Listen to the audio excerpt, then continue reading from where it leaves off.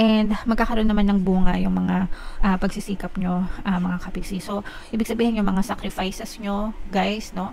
Yung mga pag-overtime nyo, mga sakripisyo nyo, yung mga hindi nyo pagtulog, mga sleep deprivation, ganyan, kaka-overtime, magbubunga yan ng maganda rin para sa inyo.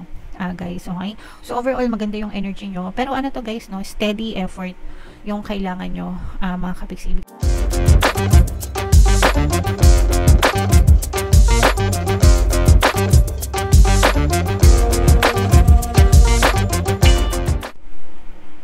Hello guys, hello Sagittarius, happy 2025 mga kapiksi. Ang pamagat ng episode natin for tonight is Money 2025. Titingnan natin yung money energy nyo para sa next year mga kapiksi. By the way, naka-upload na sa ating YouTube channel yung inyong 2025 kapalaran guys, sa bawat zodiac signs. If in case hindi nyo pa napapanood, punta lang kayo guys dun sa ating YouTube homepage, hanapin nyo lang yung video para sa zodiac sa inyo mga kapiksi.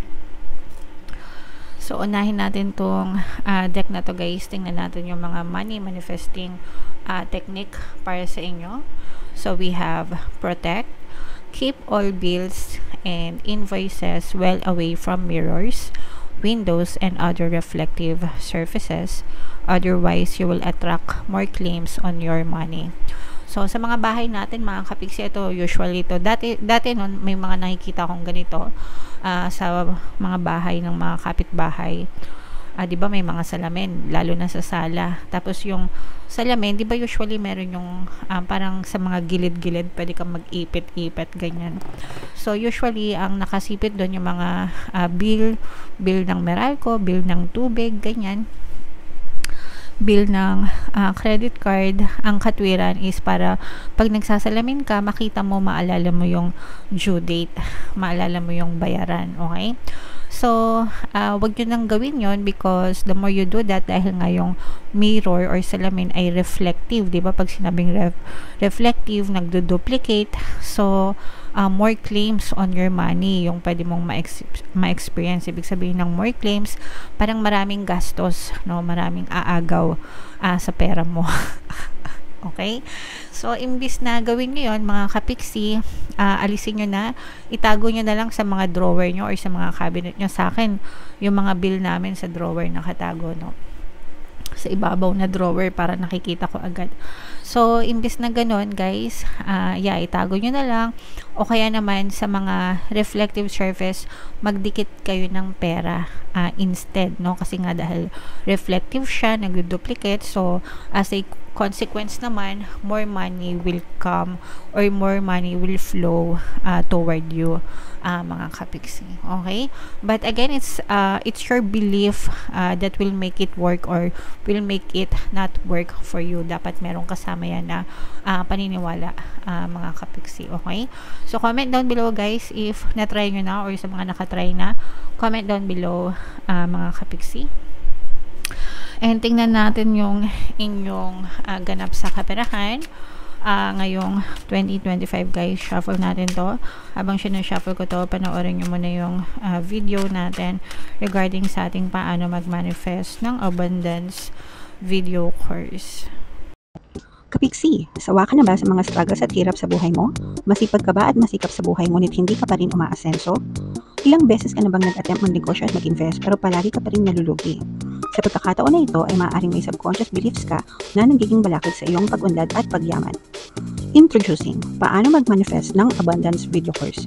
Dito ay matututunan mong ma-overcome ang mga balakid mo para tuluyan ka ng umunlad, umasenso, sumagana, maging matagumpay, successful at maswerte sa iyong kabuhayan, pera, trabaho, negosyo, salapi at kaperahan ng bonggang-bongga. Dali, mag-send na ng email sa pinoypixie@gmail.com at simulan na ang iyong pagyaman ngayon. Alright, so sa lahat ng gusto mag-avail ng course guys, yung promo natin for December, magbibigay tayo ng 15% discount plus free 3-in-1 pampaswerte sa subliminal guys. So pampaswerte sa buhay, sa pera at saka sa love life, mga kapiksi. Napakaganda ng promo kaya mag-avail na kayo.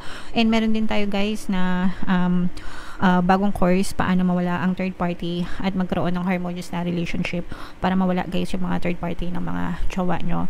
20% discount naman yan until December 31 guys, kaya mag-avail na kayo, mga kapiksi. So ito guys, this is more on positive energy para sa inyo, Sagittarius. Kayo ay represent ng King of Wands. Ito yung ating money energy. So yung nakikita natin para sa inyo when it comes to money or work or kabuhayan, mga kapiksi, mas magiging bolder and mas magiging braver ka sa 2024. Nakita natin dito na you will take more initiatives, mga kapiksi. Parang mas magiging, pag sinabing initiative, yung parang yung tipong magkukusa ka instead of waiting for opportunities, mga kapiksi. Ikaw na mismo yung magkukusa and lalabanan mo yung mga fears and doubts mo, mga kapiksi, no? Kumbaga yung mga takot mo, kakainin mo siya, kakainin mo na yung mga takot mo, and mas magiging, sabi ko nga, matapang and braver, courageous, more courageous ka next year. Yung iba sa inyo maaari pa kayong lumabas ng comfort zone nyo, mga kapiksi. Ibig sabihin ng lalabas ng comfort zone, pwedeng mai-try kayo ng mga bago, no? Bago sa panlasa, bagong experience, ganyan, with the intention na lalo nyo pang mapalago or mapataas yung antas ng inyong pamumuhay, mga kapiksi. Yun yung goal nyo, no? Ang goal nyo is umunlad, umasenso, mapataas yung antas ng pamumuhay nyo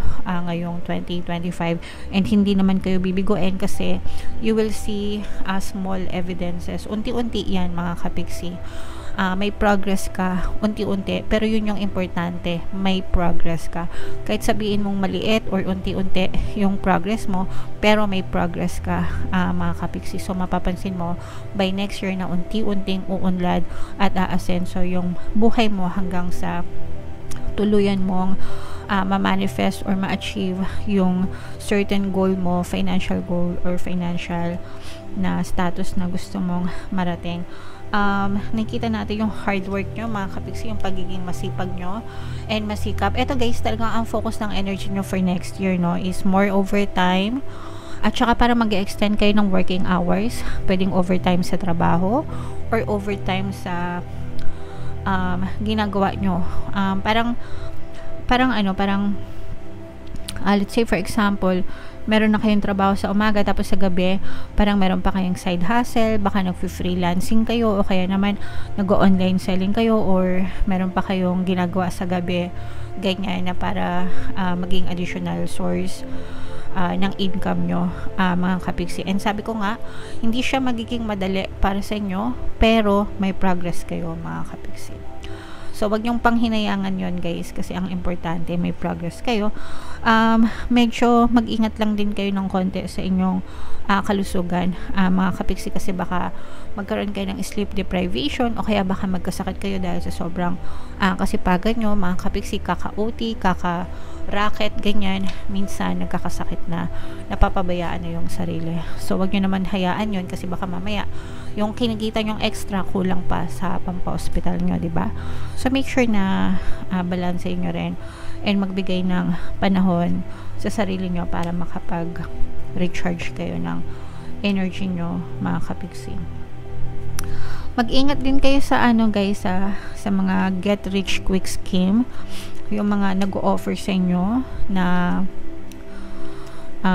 pwede kayo yumaman dito, tapos mag-i-invest kayo, maglalagay kayo ng pera, baka mapasok kayo, mga kapiksi, and mabiktima kayo ng mga scam guys, okay?